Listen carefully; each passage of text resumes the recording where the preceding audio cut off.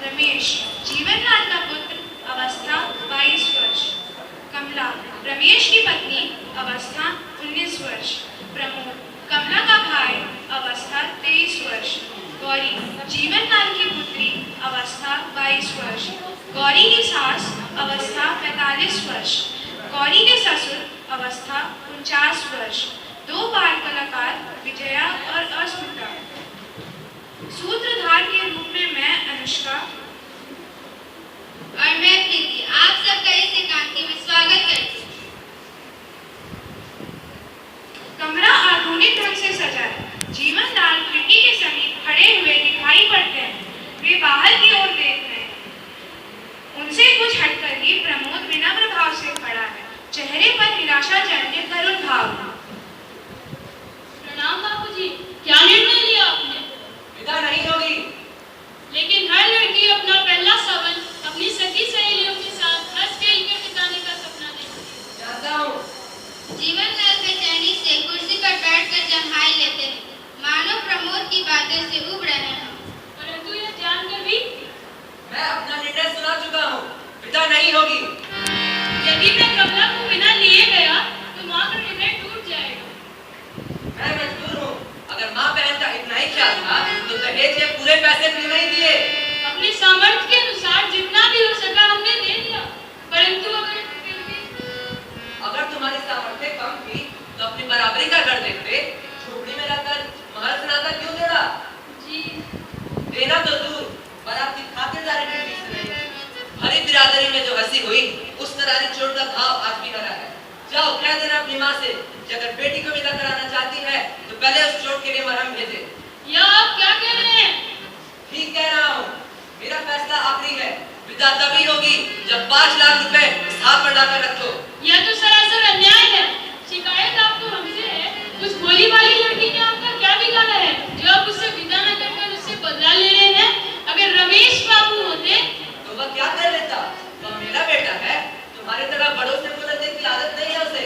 बाबूजी, आप बेटी वाला समझकर मेरा अपमान कर रहे हैं, किंतु यह मत भूलिए कि आप भी बेटी वाले हैं। हाँ, हम भी बेटी वाले हैं, पर तुम्हारी तरह नहीं। इसलिए हमने भी अपनी बेटी गौरी की शादी की। इतना दहेज दिया देखने वालों ने दांतों तले उंगली दबा दी। तुम मेरी बराबरी करोगे? बेटी वाले होकर भी हमारी मुंह छूती है, समझे? जी। रमेश गया है गौरी को विदा कराने। थोड़ी देर में उसे लेकर आता ही होगा। मेरी बेटी पहला सावन यही बिताएगी। तुम्हारी बहन के सपने कभी पूरे नहीं होंगे। जो मेरी बहन है वह क्या आपकी कुछ भी नहीं? बेटी और बहू को तुम एक तराजू पर तोलना चाहते हो। बेटी बेटी है और बहू बहू। ठीक है, यदि आप अपनी जिद पर अड़े हैं तो विनती करना व्यर्थ है। लेकिन क्या जाने से पहले मैं एक बार अपनी बहन से मिल सकता हूँ? जरूर। हाँ, इसे अभी बता दे जाना। अगली बार मेरे लिए मरहम लेकर विदा कराने कब आओगे?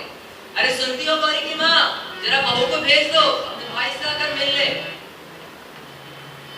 प्रमोद थका सा खड़ा है। अंदर से कमला आती है। चांद के सुंदर मुखड़े पर उदासी की घटा है। प्रमोद के पास जाकर चुपचाप खड़ी हो जाती है। कमला से सपने लगती है। रो मत कमला, इन मोतियों के मूल्य समझने वाला यहाँ कोई भी नहीं है। तुम घबराओ मत, मैं जल्दी फिर आऊंगा और इस बार विदा जरूर होगी। बाबूजी के चोट की मरहम की लाना ना भूलूंगा। मरहम?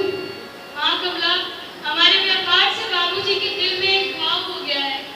उस घाव के चोट की मरहम की कीमत है 5000 रुपए। कमला चौंक कर भाई की ओर देखती है। तुम चिंता मत करो, इस गिरे हाल में भी हमारा घर 7-8 हजार में जरूर बिक जाएगा। भैया, मेरी विदा के लिए घर न बेचना। 1-2 साल बाद आपको विमला का भी ब्याह करवाना है। लेकिन कमला तुम? अगर मैं विदा न होंगी तो मुझे जरा भी दुख नहीं होगा भैया। लेकिन कमला? गौरी आ रही है। बहुत ही अच्छा स्वभाव है उसका। हर समय हंसती हंसाती रहती है। उसके साथ रहकर मुझे अपनी सखी सहेलियों की कमी बिल्कुल भी नहीं रखेगी। लेकिन आज नहीं तो कल रुपए तो देने ही पड़ेंगे। धीरे धीरे सब ठीक हो जाएगा भैया। माँ जी ममता की मूरत है और बाबूजी थोड़े जिद्दी स्वभाव के हैं, लेकिन समय के साथ वे भी सब भूल जाएंगे। मुझे तो लगता है कि सब एक ही धातु के बने हैं। ये माँ जी की ममता हो सकता है सिर्फ एक दिखावा हो। अंदर से राजेश्वरी का प्रवेश। कैसा दिखावा? आखिर क्या बातें हो रही भाई बहन में? प्रमोद जॉब करता है। प्रमोद और कमला उनकी तरफ देखते हैं। हाँ, विदा के लिए उन्होंने क्या कहा? प्रमोद मौन रहता है। कमला दृष्टि नीची कर लेती है। समझ गए। अपनी आगे वे किसी की सुनते कहाँ हैं? जब तुम्हारी चिट्ठी आई थी तभी मना कर रहे थे। मैं तो समझाते समझाते हार गई। बोलो कितना रुपया चाहते हैं वो? 5000। बस मैं देती हूँ तुम्हें रुपए। जाओ उनके मुंह पे मारकर कहना, ये लोग कागज के रंग बिरंगे टुकड़े, ये तुम आदमी से ज्यादा प्यार करते हो। मैं अभी लाती हूँ। ठहरिए माँ जी। राजेश्वरी रुक जाती है और मुड़कर प्रमोद की ओर देखती है। मुझे रुपए नहीं चाहिए, मैं बिना विदा किए ही जा रहा हूँ। ये क्या कह रहे हो बेटा? मेरे जैसे विदा ना हो या नहीं हो सकता। मैं भी माँ के दिल को समझती हूँ। जिस तरह मैं उतावली होकर गौरी की राह देख रही हूँ, उसी तरह तुम्हारी माँ कमला की राह देख रही हूँ। तुम अकेले नहीं जाओ, विदा जरूर हो। जोड़ी से पैसे निकालना। जा पैसे निकालना। अरे सुनती हो गौरी की माँ? गौरी के आने का समय हो गया। अरे खड़े खड़े मेरा मुंह क्या देख रही हो? जाओ स्वागत की तैयारी करो। जरा ये भी देखें कि नाम वाले अपनी बेटी का स्वागत कैसे करते हैं। तुम्हें क्या लगता है एक तुम ही नाम वाले हो दुनिया में? बाकी सब न करते हैं। तुम्हें तो मेरी हर बात में बुराई दिखती है। प्रमोद तुम ही बता, मैंने कुछ गलत कहा? ठीक ही कहा आपने। आज के युग में पैसा ही नाक और मूंछ है। जिनके पास पैसे नहीं वे नाक और मूंछ होते हुए भी न करते हैं।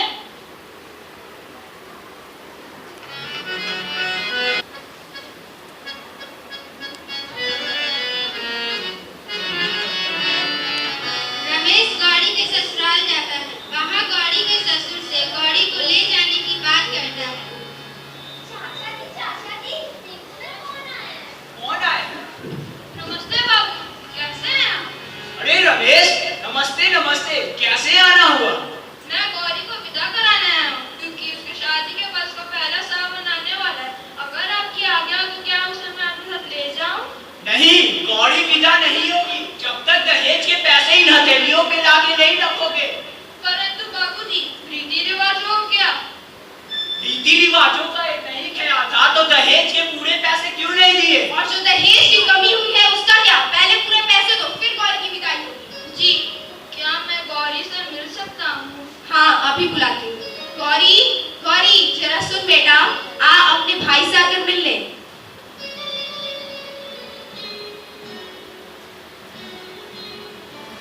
कैसी हो गौरी? रो मत गौरी। भैया, मैं ठीक हूँ। तुम मेरी चिंता मत करो और भाभी को भी कहना वो मेरी चिंता ना करे। ठीक है गौरी, अभी के लिए मैं जाता हूँ। जब फिर आऊँगा तो मैं विदा जरूर कराऊंगा। अभी के लिए मैं विदा करूँगी। जी। नमस्ते बाबू। नमस्ते माँ जी। नमस्ते नमस्ते। लेकिन अगली बार आना तो दहेज के पूरे पैसे जरूर लेके आना। जी।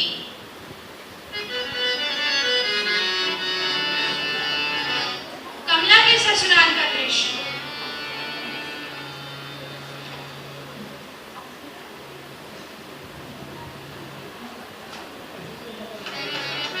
रमेश गौरी के ससुराल से आता है। आ गई मेरी गौरी। अरे खड़े खड़े मेरा मुंह क्या देख रही हो? जाओ मिठाई की थाल लाओ, हमारी गौरी आई है। रमेश गौरी को ले आए। गौरी गौरी गौरी कहाँ है रमेश? गौरी कहाँ है? गौरी कहाँ है रमेश? वो नहीं आई। नहीं आई? क्यों नहीं आई? उन्होंने विदा नहीं किया। उन्होंने विदा नहीं की? क्यों नहीं की विदा? कह रहे थे पूरा दहेज नहीं दिया था। हमने तो अपने पूरे जीवन भर की कमाई दे दी और उनकी नजर में दहेज पूरा नहीं दिया। लोग भी कहेंगे। उन्हें क्यों भला बुरा कह रहे हो? बेटी वाले चाहे अपना घर बार बेच कर मगर शराफत और इंसानियत? अब शराफत और इंसानियत की दुहाई दे रहे हो? कुछ दिन पहले तो चुप रहो तुम। बहुत चुप रहे, अब नहीं रहूंगी। आखिर क्या कमी है बहू की दहेज में? अगर तुम अपनी मेरी बेटी की विदा न करके उन्होंने मेरा बहुत बड़ा अपमान किया है। मैं तुम भी तो किसी की बेटी की विदा न करके अपमान कर रहे हो किसी का। गौरी की माँ, अब भी आखिर इसमें तुम्हारी जो व्यवहार अपनी बेटी के लिए तुम किसी और से चाहते हो, वही किसी और की बेटी को दो। जब तक बहू और बेटी को एक समान नहीं समझोगे, ना ही सुख मिलेगा, ना ही शांति। जीवनलाल बेचैनी से इधर उधर टहलते हैं। बहू और बेटी, बेटी और बहू, अजीब उलझन है, कुछ समझ में नहीं आता। अगर हर बेटी वाला ये याद रखे कि वो बेटी वाला भी है, तो सारी उलझने सुलझ जाए।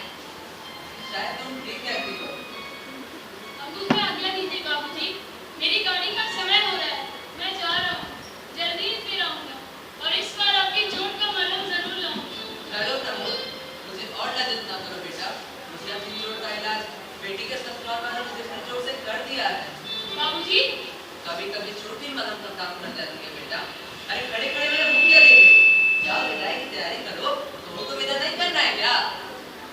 राजेश्वरी अंदर जाकर कमला को विदाई के लिए ले आती है।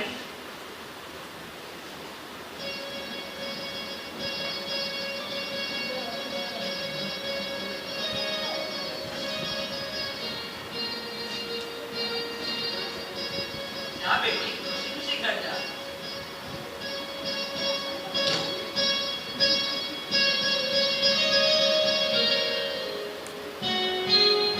आप सबने देखा कि दहेज प्रथा बहुत बड़ी कुप्रथा है, तो आइए हम ये संकल्प लेते हैं कि हम दहेज प्रथा का अंत करेंगे और एक नई समाज की स्थापना करेंगे।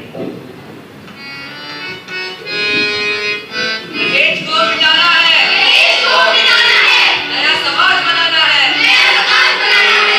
जन की है यही पुकार, रोको दहेज और अत्याचार।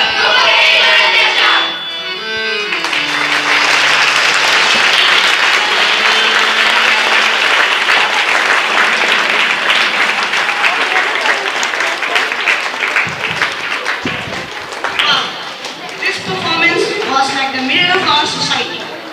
It's our duty to make our society free from all negativities. Now, why our soul? So this here is for